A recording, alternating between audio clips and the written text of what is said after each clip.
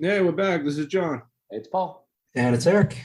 And it's What If Geeks. And we are here with a review, a little late, but better late than never. A little review of Army of the Dead. Movie came out, it had a theatrical release, a small one, on May 14th, and then released on Netflix on the 21st.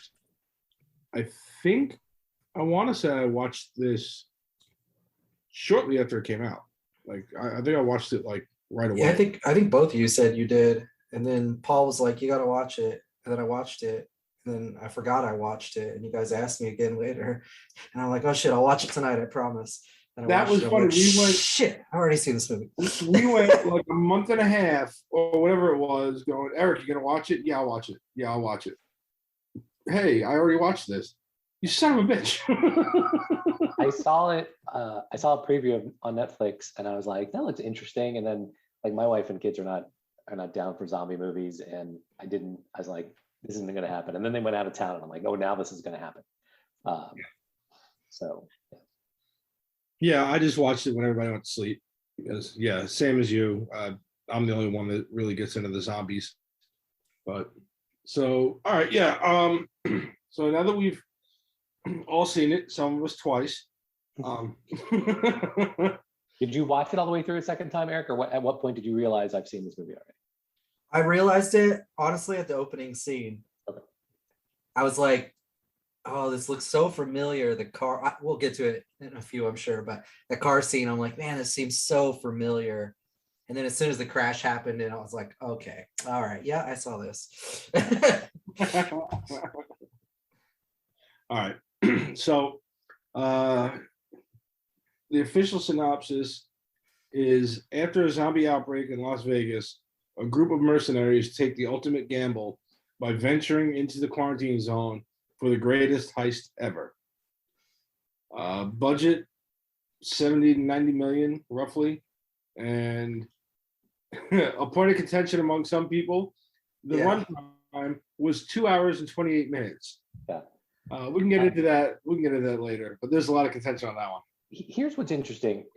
Right from the beginning, you realize, okay, they've taken kind of an Ocean's 11 heist movie and a vampire movie and smushed them together. When Quentin Tarantino's with zombies, the bank robber with zombies movie, like, I don't recall, and now I can't remember what it's called. Dawn of the Dead? No. Dawn of the Dead was the Zack Snyder one, yeah. What's the name of the Quentin Tarantino? I'm drawing an absolute blank. Dust Till Dawn? No. From Dust Till Dawn. Yeah. I don't recall that being marketed this way. I don't recall it being a bank robber movie and a zombie movie put together. I remember it being a bank robber movie, and then I get to the theater to watch it. I'm like, where did the zombie movie come from? Yes. No complaints, right? Selma Hayek, all good. Yeah. This going into this, you understand this is a Ocean's 11 type heist movie with zombie movie. You're like, all right, fine. We're here for that. Yeah. And yeah, like you, when I watched Dust Till Dawn, I had no idea what I was getting into. Right. And somebody was like, you should watch this vampire movie. I'm like, what the fuck are you talking about? There's a bank robbery movie. Right. Then all of a sudden, all hell breaks loose. I'm like, oh, this is awesome.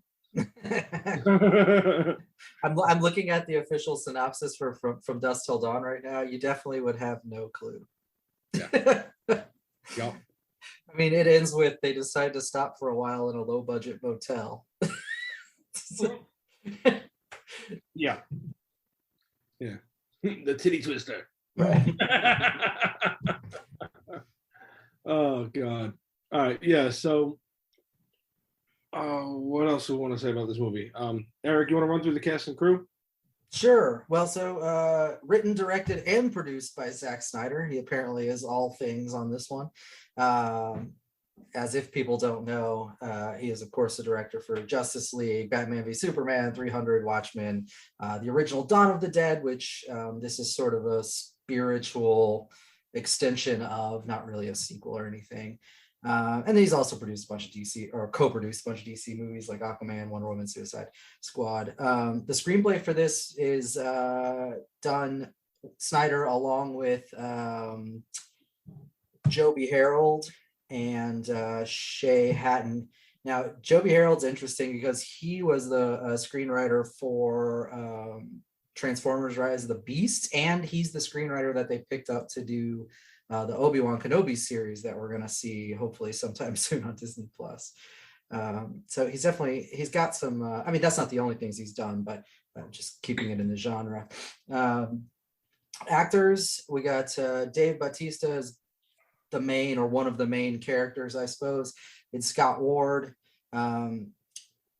His daughter is a relative newcomer, Ella Purnell. I didn't really recognize anything else she was in. But then there's a bunch of like sort of B actors that you recognize their face, and it's one of those things where you're like, where do I know that person from?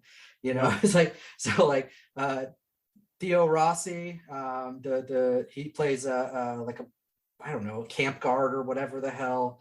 And you don't recognize him right off the bat because he plays Juice in Sons of Anarchy. Yeah. And I recognized him from, it took me a minute, but I'm like, where do I know that guy from? It was from Luke Cage. Luke Cage as well. He's been in that series for like 3 years or something. And then Hiroyuki Sanada, who we've talked about several times before. He played Scorpion in the Mortal Kombat remake, but he also plays Akiko in the MCU, and he's in the Wolverine movie. And the guy is in like 50,000 martial arts movies. I don't even know how many, but Garrett Dillahunt plays the sort of corporate Tanaka's guy or whatever. He eyes on the inside. Yeah, but he actually he was in Fear the Walking Dead before this as John Dior. He's one of the characters in that. So you might just recognize his face. And then Tig Notaro plays the helicopter pilot, Marianne. You guys might not recognize her, but I did right away because she's in Star Trek Discovery. She plays one of the main characters in that. But she was also, just as a sort of interesting aside, there's a few things that are sort of jacked up about this movie, and maybe Paul, this will make you feel slightly bad for it and give it just a slightly higher rating. But so Snyder wanted to do this movie pretty much right after he did Dawn of the Dead. Within a couple of years, he had announced this project and thought he had somebody to pick it up, and then it just went into like, purgatory, and no studio would pick it up to distribute it. So there was no point in actually producing it, right? It took 12 freaking years from the time he announced it for Netflix to pick this up. And then they were finally able to move forward with it. So this is coming way late. Now, in some regards, you'd probably say, well, then he had a lot of time to fix everything that was wrong with this goddamn thing. That was exactly what I was thinking. Like, no excuse now. You had 12 years. I have a thought on that. Okay, go ahead. Yeah, that's good. I was going to say, he's also had 12 years to dick around with it and screw it up from his original vision or whatever. You know what I mean? I think you're exactly right. So I think he had way too much time to think about the story. And then when it actually finally had actors and they were producing and they had to cut his 9 hours of footage down to 2, he was having a hard time like breaking the story apart with this. We'll talk about that though. So it did end up being one of the most watched films ever on Netflix. It had over 75 million views just in the first 4 weeks. It's got both decent critic and user reviews on Rotten Tomatoes, which is pretty rare, I think. 68% critic and 75% user reviews are positive. So you don't see that often. It's usually like one or the other, right? Critics rate it highly and users are like, fuck you, critics. Or whatever, or the opposite. The really interesting part about this is, going back to the helicopter pilot, is that Tig Notaro was not originally in this movie. She was not there for all the original filming that they did in 2019. So in 2020, they had to do a bunch of reshoots and a little bit of story rewriting to put her in here, because the guy that was supposed to be the helicopter pilot, who's Chris D'Elia, was accused of sexual misconduct. And so they completely cut all of his scenes out of the movie.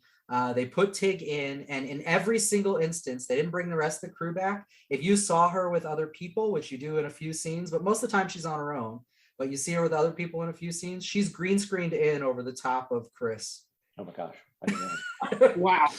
Yeah, they only reshot with her. They didn't bring the rest of the cast in for it. So But when you know that, and you go back and think about the scenes in the movie, it seems awkward when you're watching it. Like, why is she by herself so fucking much and just like sitting on the roof and dicking off? And that's why, because she was never part of the original film. That makes perfect sense now. Okay. And so last thing I wanted to say before we get into this is that somehow this thing already has 2 greenlit prequel spinoffs in development. So Army of Thieves, which I think we talked about last week on the Geekly Weekly. Yep. And that's like a pre-zombie heist movie. I guess we're just going to take the heist part out because we can do that in under 2 hours, maybe. They mention the dead rising in America in the trailer, but it's like in the very beginning of the outbreak, I guess. Yeah. So it's definitely way before this one.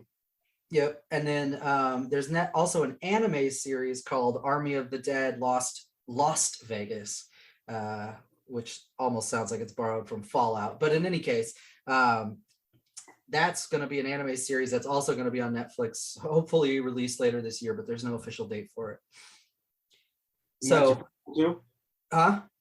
that's a prequel too? Yeah, that's supposed to be a prequel spinoff. Yeah. Huh, okay. It must be at the beginning of it. I mean, that's all I can imagine. I mean, well, we'll get into the storyline. So, yeah. Before we get into any spoilers, this is still pre-spoiler here. What do you guys think? What were your expectations going into this? Like, what did you think you were going to get out of this movie? Just from the trailers and the movie trailers and the rumors we saw on the news and whatever. Well, we all know out of a horror element, zombies are my favorite thing ever. I watch horrible zombie movies just to watch them. So I've grown to like Dave Bautista as an actor. Not the best, but he's serviceable, you know. So I saw him in the trailer, and then I heard Zack Snyder was doing it. I loved his remake of Romero's Dawn of the Dead is probably my favorite zombie movie. Like, I love all the other zombie movies, but I think his Dawn of the Dead is my favorite. Just the pacing, everything about it was really good. So I was really looking forward to this movie, and I thought it was going to be really, really good, if not great. What about you, Paul? I didn't see Zack Snyder's redo of George Romero's movie, so I will go back and watch that. You know what's funny about all that, by the way? I finished that sentence and you went, oh, they must hear me. I had no idea because you responded at the right moment. So what I expected was crew goes in to rob this casino in the midst of, some sort of zombie outbreak, and then added layer of difficulty is the zombies. And along with sort of breaking through the vault and doing all the other stuff, and so we're fighting our way out of zombies in the middle of a heist movie. That's kind of what you get, and then there's some breakdowns, and we'll go into that when we get to spoilers. Cool. Eric? Yeah, I was expecting just another zombie movie with a couple of famous actors in it. That's really all I thought about. Dawn of the Dead, I agree with you, John. It was really good. We talked about that when we did the Halloween zombie marathon, zombathon, whatever the hell it was called. Zombie Palooza. Sorry, I don't remember where I was. Oh well, you can just cut it. You were expecting a zombie movie. Yeah, I was just expecting sort of a run-of-the-mill zombie movie, maybe with some famous people in it. Nothing crazy. Like you said, Dawn of the Dead is a good remake, and he borrows a lot from George Romero's sort of consumerism themes and stuff when he does Dawn of the Dead. But well, I'm going too far. This didn't turn out to be quite that, but I wasn't expecting that, honestly. I was expecting something a little different for this go around, and so it was that, but it's not quite where I would have imagined. Yeah. All right, so Paul, non-spoiler, what were your first impressions? There are some parts that I really liked. I thought that the really cool concept, right, of kind of isolated, I don't think this is a spoiler, right? Pocket of zombies. So there's a sort of a contained zombie world. I thought that was really cool. There was some jump scares, but there's also some just sort of intense scenes. I like some of the ways that Zack Snyder put his spin on some of the zombie stuff. Some is okay. And I thought that it's a good, like, hey, go get a crew together, you know, and how the characters will interact with each other. Like, I thought that was cool. Yeah, I'd agree with you. There's a lot I liked about it. For the most part, I really enjoyed it, and I'll leave it there until we get into the spoilers. How about you, Eric? Yeah, I mean, I say by and large, this felt more like a heist movie than a zombie movie. I know that probably seems weird to say, but they definitely spent most of the time on, you know, build the characters, build the team, build the relationships. And then what's zombie about it is, well, of course, the zombies, but then, you know, more people than you thought get killed. Right? Yeah. That doesn't usually happen in the heist movies. You usually lose one or two characters, not half of them. Right? Oh, is that a spoiler? I guess it's all right. But in any case, yeah, I mean, well, it's not a spoiler for a zombie movie. I feel like that's a given. But so, you know, so that part of it's decent. But despite the long run time that it had, I mean, they don't really tell that much of a story. They tell a lot about action. I mean, that's what this is like. Can we cram in another action scene? Can we do it in slow motion? Like, right. I felt like in the end, it's a heist movie in the sense that it's got a ton of action going on all the time. And it's less of a scary jump zombie movie kind of thing, right? Yeah. There you go. Just put that anywhere. Mm-hmm. All right. So yeah. Now, without giving away any specifics, how would you describe it to somebody? I'll tell you right now. I would just tell them Ocean's 11 is zombies. Yeah. I mean, I think Ocean's 11 and Dawn of the Dead is. I mean, that's it. Yeah, they had a baby. Right. All right. And would you recommend it? If you like zombie movies, yeah. Yeah. If you like heist movies, maybe. Well, what do you think? Would you recommend it to anybody? You gotta really like zombie movies. Ultimately, knowing what I know now, I'm gonna go with no. But so no, I'm gonna just leave it there. No. We gotta know. Oh no. No. All right. Well, I would say, like, loving zombie movies as much as I do, if you're like 75% of my love for zombie movies, you should watch it.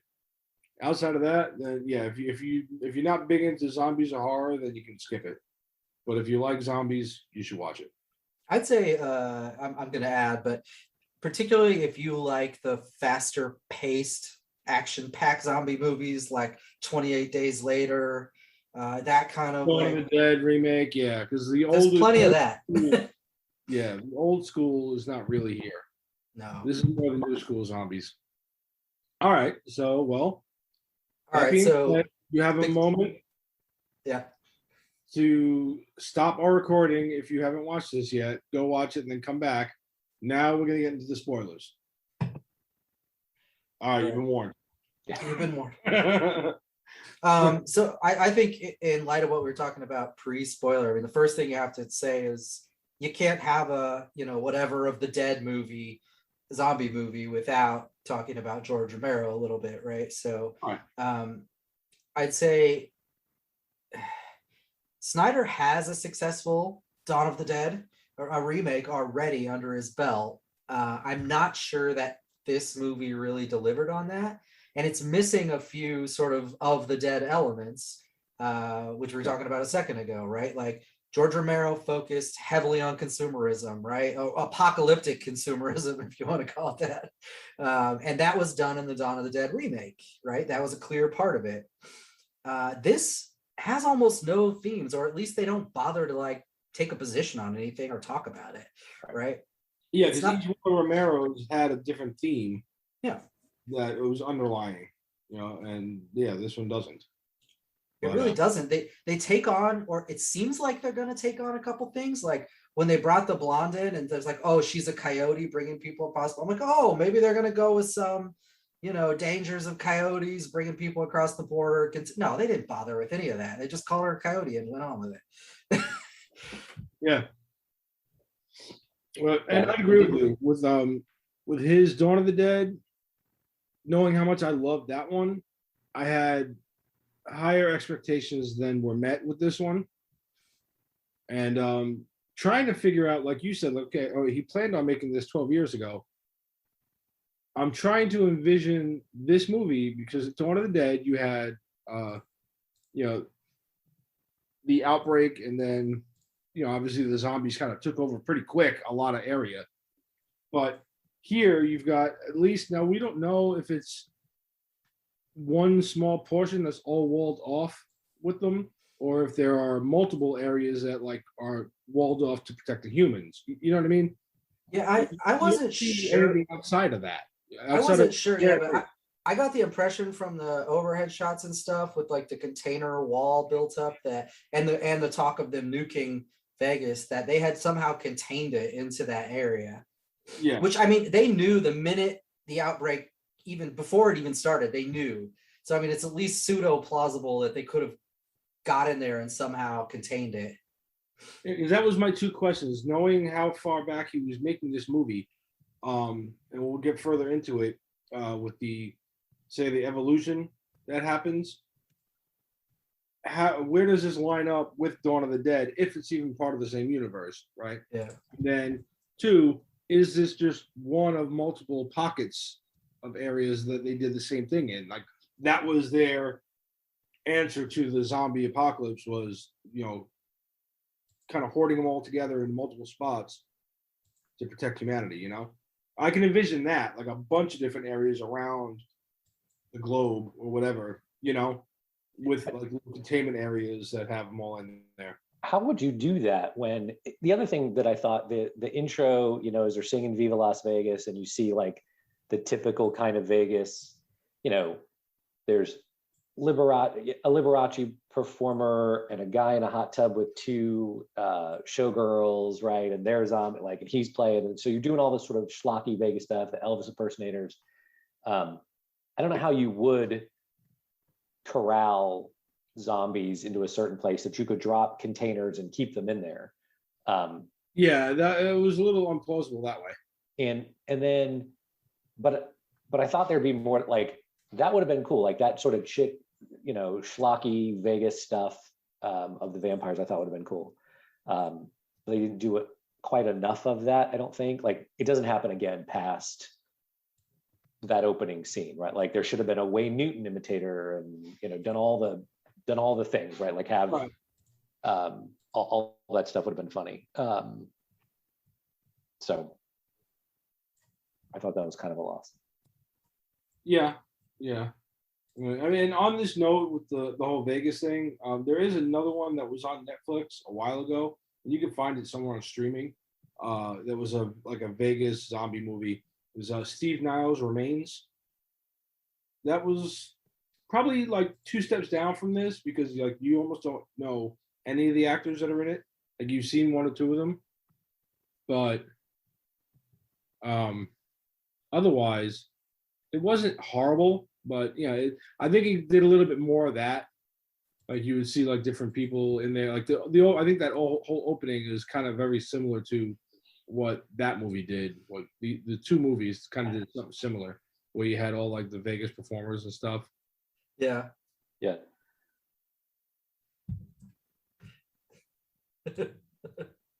I would like it to be known for the record that I told you on May 30th I watched this movie. Yes. Shows you how much we pay attention to you. Because I was about to say, I thought you were the one that said. Yeah, That's hilarious. so I guess we'll get into that in a second. But so overall, I don't know. I guess for two of us it delivered okay, and for one of us, not quite. So here's what happened. Like, I'm going through the movie and it's fine. And there's even times where I'm like, oh, it's kind of cool. I like that. And then something happens, and we can get to this in a minute when we talk about the zombies. And it sort of breaks the movie for me. And then I'm left with like, well, this whole thing sucks. Like it ruins it. And then you start noticing everything else and you're like, ugh. So I've not had a movie had that happen for me. Like the whole, like I can suspend a lot of disbelief. And there just came a part where I'm like, nope. Wow. Not even Birdemic did that to him. Well, that one, that's going in. Like, going in, that's going to be so you're not even like, it can't break it because you walk into an already broken thing. You're as broken as the movie. Yeah. All right, Eric, you want to talk about people in the runtime? Yeah, sure. So, I mean, just generally, there was a lot of people complaining about the runtime. And I want to say for me up front, 2 hours and 28 minutes, like, whatever. I didn't even notice. I honestly didn't even notice. It didn't seem like that big of a deal. To me, 2.5 hours, yeah, whatever. I don't know who the people are in this world that have the internal chronometer that's like, man, it's been an hour and 58 fucking minutes. Is the movie not over yet? Like, I mean, if it's a shit movie and it's a completely trash movie, I get it. But anyway, so there was a bunch of people complaining about the runtime. I saw some funny comments that I threw on here. We don't have to talk about them, but one of them says, can we release a non-Snyder cut where the slow-mo scenes are just normal speed? Probably would save several minutes. Another one says they should lock Zack Snyder in a room while they're editing his films. There's probably some truth to that, because anybody that's seen the Snyder cut of Justice League, I mean, when he doesn't have to cut things or he has limited control, I mean, he's like, yeah, fuck it, man, we're telling the story in 5 hours. I don't care. The Snyder cut is 2.5 hours before it's another 2.5 hours. Yeah, right. Yeah. So not unexpected, but again, the runtime didn't bother me. I didn't actually notice it until I saw people complain. And I was like, oh, was it really 2.5? Okay. Yeah, I didn't know. I'm sure Paul did. When is this going to end? Right after it broke him. Oh, after it's broken, you're like, come on, really? Like, is this what we're doing? Let's see, go to the,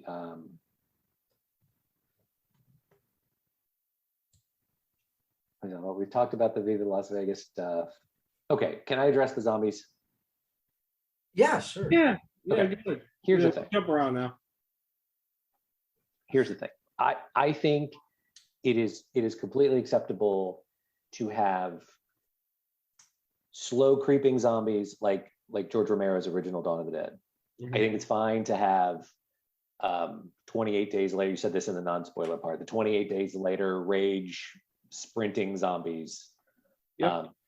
Well, and I've always said that I thought, like, if you get bit when you first turn, you'd probably be faster than after you've been walking around for at some point you slow down months or whatever, you'll slow down. So I thought a combo was good. This movie seems to have both. And there's slow shambling zombies, there's run fast zombies, and then there seems to be this group of zombies that kept the skills they had when they were among the living, because there's a scene where as they're outside the safe they get attacked by this capoeira dance martial arts ninja zombie who like fights them. And then there's I guess it's the patient zero, right? The zombie, that seems to start it all, although he doesn't look the same later as he does. So there's a scene of that zombie overlooking Vegas at the beginning, like before the Viva Las Vegas thing starts, right? Like the crash happens, he gets released, he Should we get the crash out of the way? yeah. All right, Eric, read what you told us back on May 30th. What? Oh, I closed it, but I think it was something on the effect of spoiler alert. Minor spoiler alert. Yeah, minor spoiler alert for Zombie of the Dead, or Zombie of the Dead. Oh my God, Jesus. Army of the Dead. Roadhead starts the apocalypse. Yeah. So this couple just got married in Vegas, and they're driving down the road. She's a freaky little thing. She's all ramped up, ready to jump his bones, and she starts giving him head on the road. He ain't paying attention, and he plows right into the army convoy that's transporting a zombie. You don't know what they're transporting right away. You just know that the army guys are not exactly thrilled to be transporting something. And then the crash happens, the truck overturns, the door falls open, and the zombie comes out and attacks, and then all hell breaks loose. And then we get to where that zombie's got kind of a flat top military haircut. Yeah. He's standing after he devours the soldiers. He's standing over Vegas, and you look down and you see the lights of Vegas, and you see him, and he almost does like a half turn back, and then it starts Viva Las Vegas, and obviously he had been there, and the outbreak is happening. The outbreak happens, and time passes. That zombie is like the king of the zombies, right? The next time you see him, though, he's got longer hair. Like apparently, your hair grows after you're dead. I guess it still grows. I mean, I'm trying to help him out. I'm trying to help. And he seems to be the king of the zombies, but he has retained a lot of his human intellect, it seems, because he's able to communicate, and he's able to do all these. He doesn't talk, but through a series of grunts and whatever, he seems to communicate. Communicate with the other zombies. He has a zombie queen, and there's a scene where they're together, and he's listening to her belly, and I'm like, no. And then later on, you figure out that he's taken refuge in one of the casinos, and that he's got his own, like, I don't know, Praetorian guards almost that stay with him. And then later on in the movie, when there's a scene where the guy who is, we just talked about him, he's the agent of the Asian guy that sends them in to do the heist. He tags along to keep an eye on everybody. That guy kills the zombie queen. The zombie king's super upset. He goes back to the place, he carries her body, he digs in her stomach, and he pulls out a zombie baby that is or was breathing at one point. And I'm like, nope. That's where it broke me. And I'm like, I was cool with the zombie. I was cool with Siegfried and Roy's zombie white tiger. I was cool with all the other stuff. And then the zombie king decides he's going to go take out this group of people now that he's going to, that have invaded his territory. He's so self-aware that if he gets shot in the head, it's going to take him out, that he puts on a helmet. Yep. That bullets bounce off of. Yeah. And I'm like, again, nope. I'm cool with you being like, you can be zombie zero and everyone else sort of respects you as head of the zombies. I don't know why two undead things making life was like, nope. And then he digs the baby out, and I don't know if an undead baby can be stillborn or not or whatever, but he's super upset about the death of his baby. Like, your baby's already dead. A live birth. Yeah. And then he goes and like he then puts on the helmet, and he can somehow get between. There's a scene at the end where they fly, Batista and the helicopter pilot and the daughter fly from the roof of one hotel to the roof of another casino hotel. But before they can do that in the helicopter, the zombie guy manages to get from the roof down, get on his horse, ride across town, and get back to the other roof of the hotel just as they're arriving. Yeah. And this is the point where it breaks the movie for me so much that all the stuff I'm like, come on. Like, I'm out. The baby part threw me for a loop. All right, in Dawn of the Dead, we did see a zombie baby. However, spoiler, sorry. Spoiler for an old movie. You do see one, but it was like the mother got bit, and it's a weird scene, whatever. But she's pregnant and she gets bit, so whatever. You'll see it. It's not. I mean, it's an older movie. At some point, you've seen a picture of it on the internet. Yeah. Now, that to me was fine. This one, like you said, two dead things making like all right. Romero did, as his series of movies progressed, his zombies did start to not necessarily grow in intellect, but they did a little bit. By the time you got to Land of the Dead, there was that big black zombie in the overalls, the coveralls, and he was like coming out and going to pump gas. There was nothing there. I mean, it was just a vehicle there. He was just like pumping the gas and walking back away. Like basically, they were going back to similar to what he said in Dawn of the Dead. They kind of go back to things they knew in their life, But he is the first one to he starts grunting at the other zombies to get them to focus, because all the zombies up to that point have been just shambling dead things that just react to sound or right. whatever, a movement. So then that's how they find humans. But he actually has a little bit more of a purpose. Like he guides a whole army of zombies to infiltrate a human stronghold. And he's actually showing them, he picks up like a wrench or something to break glass. And then, he kind of shows the other zombies, look, this is what we can do. But it's nowhere near the level of this guy, this super king zombie in this one. So knowing Romero already kind of had that in his movies, there was a natural progression that they would start to get somewhat smarter or regain some intellect somehow. That part would have been okay for me too with this guy, even to the point of him having an agenda, building an army of the dead and all that. But the whole zombie queen, where they actually had feelings for each other and they kiss each other at one point, and then she's pregnant with his little dead zombie fetus. Yeah, that part was okay, what the hell are you doing? Yeah. And again, that's one of those when Snyder's allowed to just kind of do whatever the fuck he wants. Sometimes he goes Michael Bay explosions with his material. He just goes over the top. You're all right, calm down. So yeah, so they could have done without that part.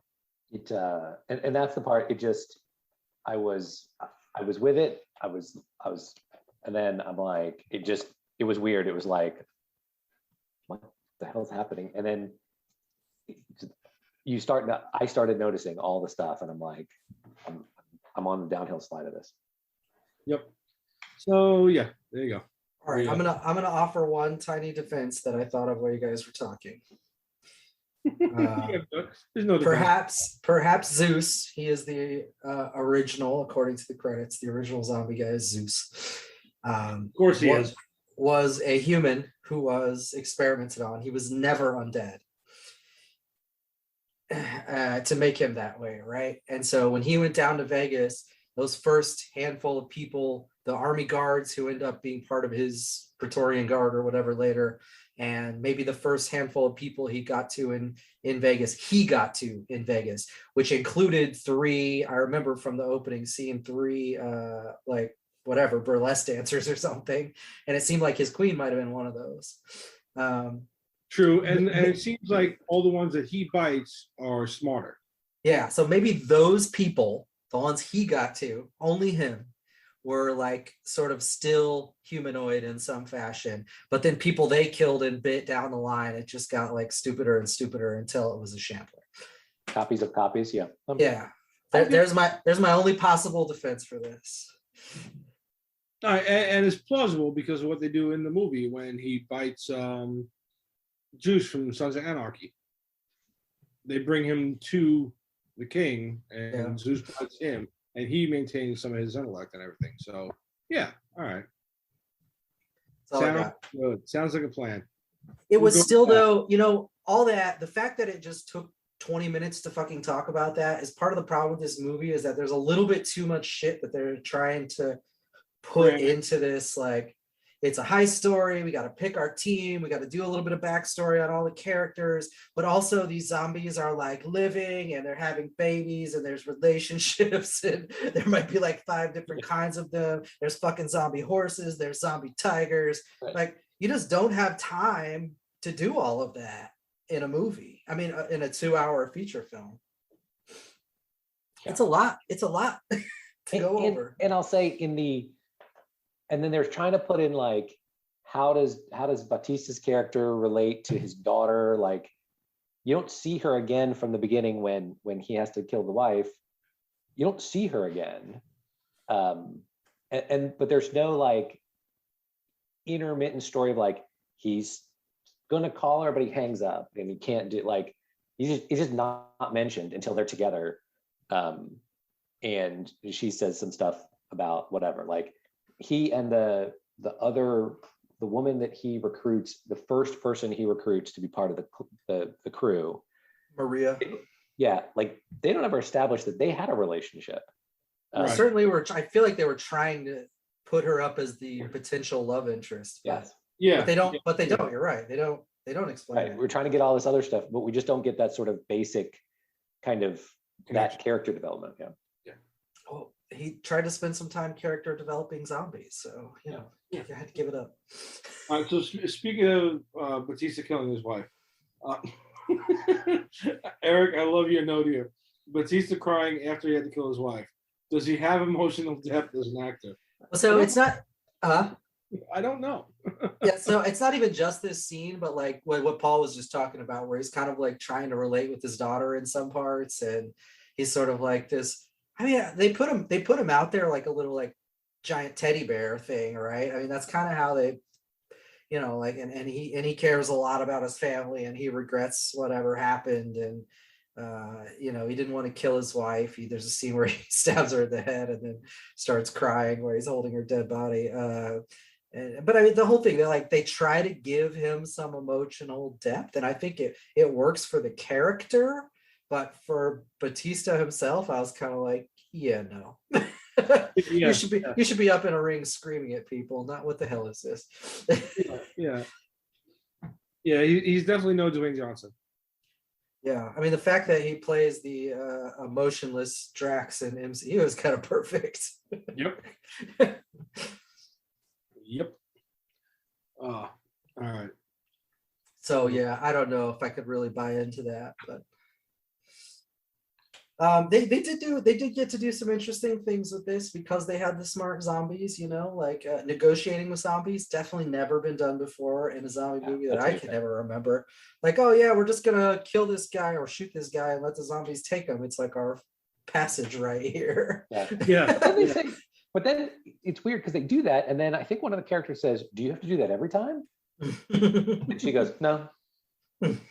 No, like, they don't have to do it every time. They just, that guy was particularly dickish, so they did it to him. But like, yeah, you know, that's another thing. Like, you remember that beginning part where they're in the refugee camp with the daughter, and she has her friend there. I don't remember what her name was, Gila or something. And then there was that whole like thing plays out where like the guy, like all of that was like way too much investment just to say the security guard is a dick, because it didn't add any value for the daughter or why she was really going into this or why she would join her. Like, it wasn't done for that. It was done solely to just make sure you knew this guy was a dick so they could kill him later. Yeah. And if she's so concerned that the friend goes in and leaves her kids, Batista's daughter leaves the kids too. Like, she was supposed to watch the kids while she was gone, and then she's like, I have to go get her because her kids need her. Hey, her kids need you to watch her until she comes back, or if she doesn't come back, then they're your responsibility. They're yours, yeah. Right. Yeah, there was a lot of very weird and then choices made here. I like the point there's this artificial timetable that you have to get this. They had to get in and break into the vault before the president decides he's going to nuke Vegas, right? And that's how he's going to curtail this zombie threat. But then they just artificially like turn the dial up and they're like, oh, the president just decided he's going to drop it a day early. Yeah. So you thought you had 24 hours, now you have like 45 minutes. Yeah. Yeah, that was funny. But, I guess in a zombie apocalypse, he can just do whatever he wants, right? It's like we have to ramp up the we're close. We're already here at the safe, and we're way ahead of time. And so we've got like a whole nother day. Like the bomb doesn't drop till, we got 20-ish hours or whatever left. Story-wise, we just need to turn this up a little. Like, what are we gonna do to make this go fast? Oh, we're just gonna decide to drop the bomb a day early. Right. Yeah, so let's talk about pointless plots, because it's established right in that opening scene that their cargo is coming from Area 51. Where the fuck are they taking it? Why are they taking a uber zombie dude? Where are they taking from Area why? 51? Yeah. Like if he belongs anywhere, it's surely Area 51. Right. Yeah. Why are you just taking him down a busy highway in fucking Las Vegas? Like, what is this? Why? And they didn't know anything about the cargo or what they needed to do if something happened, which is like, those guys would have had like 18 safety briefs before they dropped that convoy. Yeah. Yeah. Yeah, it was a little bit. Yeah, it was very implausible. Especially from a military standpoint. It was just, like you said, where the hell would you possibly take this thing that's more secure than Area 51? Right, and then Tanaka, the casino owner guy, the rich dude or whatever, right? How does he not have the combo to his own fucking safe in the casino? Right. Like, why did any of this movie even need to happen? Was it his safe? I think it was just he knew the money was. I thought it was his casino. I assumed it was his casino. Oh. I thought it was his casino. Maybe it wasn't. Maybe it was. Yeah, maybe I missed that. But I just thought I could have missed that line in there because, like you said, there was so much they were throwing at you in this fucking movie that I could have missed it. But I just thought he knew there was that much money in that one casino, so he wanted it. No, he said, I think there's a line in there where he says, the insurance has already paid me back. Yeah, he did say that. He did say that. The insurance already paid me back. Yep, that's right. Yeah. So he gets extra money if they go in and get it because he's already been reimbursed. So he's whole, but now he would be 50 million richer, minus whatever he gives to them. So it's all gravy. But yeah, he should have and then when they get to the safe cracker guy is like, if I don't do this, if I don't have absolute silence and I get this one wrong, this safe locks forever. I'm like, what safe does that? What safe does that? Why would you have a casino safe that you couldn't open? That under no circumstances would the owner of the safe ever be able to open it again. And then Batista and the other guy just walk back like 10 steps and they keep talking. He's like, he needed absolute silence. Yeah, complete. Speaking of the vault, one of Eric's notes in here about how they use the shambler, because there's a series of booby traps before you get to the vault. Right. And the one dude keeps going back and getting more, like another zombie to bring in there and to send to the vault so he'll trip another booby trap. Yep. It was like 3 or 4 in a row, right? That he's got to go through in order to trip them all. And it's pretty funny. Well, that goes right back to Tanaka too. Like, would you not fucking tell these guys that they're all going to die in the 15 booby traps leading up to the door? Or here's the actual key card, or here's the password, or something. All right, but there are redeeming things in this. Actually, you know what? I got one more complaint before we go on to redeeming things. How the fuck did, what was his name? Vandero? The black dude? That was like, how the fuck did he survive? Right. That was my thing. Again, here, go back to, vault is going to close for fucking ever, okay? Right. Safecracker dude gets the vault open, right? Zombie Zeus and the dead of Olympus or whatever the fuck they are all come in to attack them at the vault. He shoves the black guy into the vault and shuts it. Right. And then Las Vegas gets hit by a nuclear fucking bomb. Yeah. Like, I understand he was underground, but even if he found a way to get out of that vault, when you came up to the surface, you're dead. You're irradiated. There's no hope for you. You can't just spend hours walking to the edge of the city. It's not like he did it like a month later or any time that the radiation would have been gone. Yeah, he would have run out of air. Right. Like, what in the hell happened? So there are like things like that. There's no answer to, and well, so there's always possibilities, and there are redeeming things here. So I've got one for Vanderhoe. Maybe because he was bit or scratched. I don't remember which it was. You remember that? Yeah. He hadn't turned or anything. Maybe that sort of protected him from the radiation poisoning, and he's basically half undead. It could be an excuse. But you know what's redeeming about this movie, though? Honestly, the comedy. They actually threw a lot of comedy in here that is decent. The opening scene is a great fucking example because I didn't see that coming and I was laughing my ass off. Like, okay, that's fucking funny. And then there's a part where that same guy, Vanderoe, I don't know if that's his name. I think that's his name. But the black dude's like, they keep seeing like bodies that look like them with like body armor on and stuff. And he says like some line like, maybe we're caught in a time loop or some shit like that. Yeah, one of them had the same necklace and one of them had a Hawaiian shirt on. Like the bodies look just like them. Yep. I mean, you could really tell with faces and everything, but like the bodies, the clothing look just like them. And I was like, is Snyder really gonna go here too? Like, there's more you're gonna throw into this fucking movie? Yeah, just keep stacking it up. Yeah, so yeah, and then like we said, them using the Shambler to do that, that was funny. That zombie tiger. Yeah, it's a goddamn zombie tiger. That is actually one of the coolest. And it's like, it's not even like, I just immediately assumed that was like a famous tiger that they had done. What the hell is the tiger's the white tiger's name that did the Vegas shows? Oh my god. They say it's one of Siegfried Roy's tigers. Yeah. I don't remember its name. It doesn't really matter. I just assumed it was one of those though. Like right off the bat, it's one of their tigers. Yeah, it was. So yeah, and that's how what's his face, Martin, the guy from Fear the Walking Dead, the agent. That's how he gets his comeuppance at the end. When that thing, and it's funny too because after he like basically betrays the entire team or whatever, and tries to go off on his own, the fucking tiger finds him, and this thing toys with him just like a tiger would or a cat would. Plays with him for a little while, and then like throws him into a wall, him, and then like bites his fucking face off. Literally bites his face off because you see the skull underneath it. It was like, holy shit.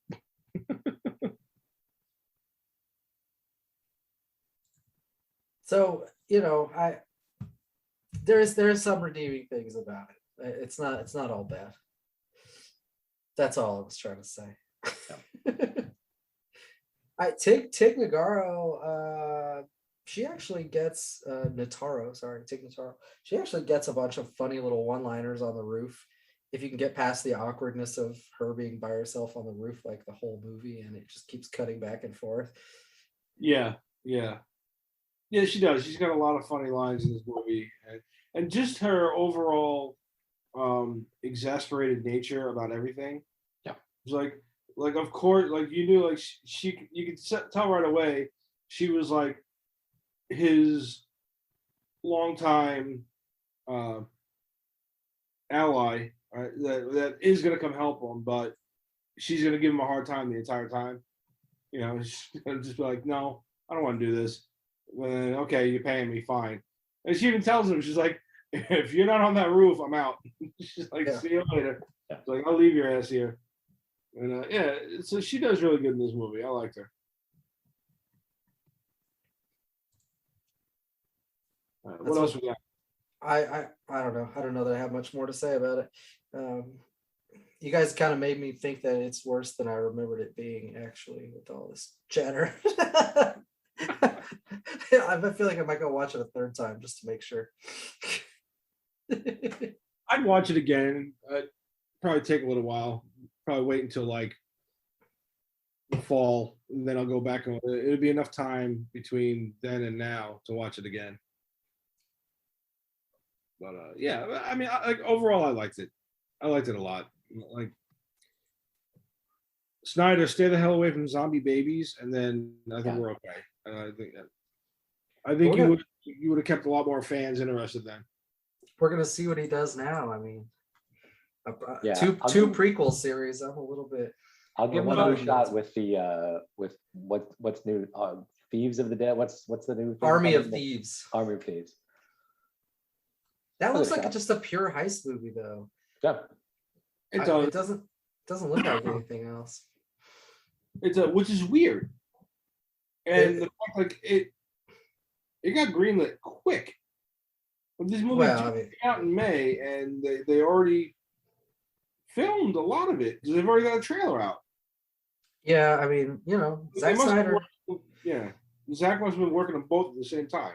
People like literally pounded their fists on the table for like 2 years about having him do his own cut of us of the Justice League. And HBO greenlit it. So anyway, I'm not that surprised by that. I think they're just playing off his fame, his notoriety. Yeah. Yeah. So I mean, I would have liked to have seen sequels.